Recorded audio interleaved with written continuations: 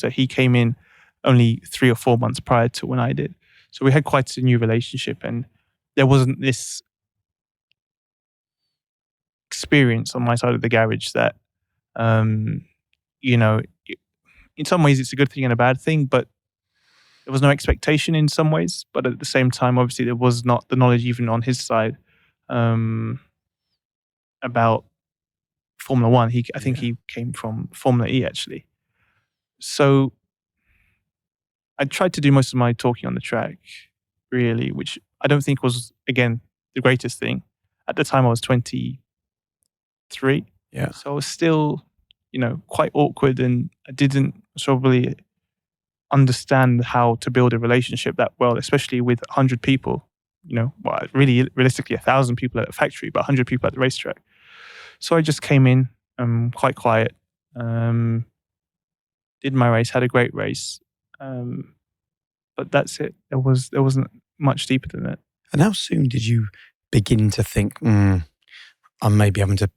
struggling a little bit, I need to do something more? Did you never have a thought in that second half of that season? So the year after, especially, was the troubled year. That's when I really started to struggle at Red Bull.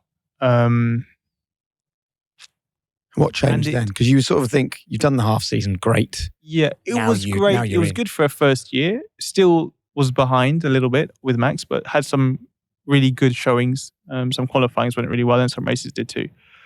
The year after, the car changed quite a lot. It became much more tricky to drive, and I think that's especially where experience helps to get you out of these problems. I didn't really know what direction the car needed to go in. I didn't know how to drive around the problems as well, which is a big issue.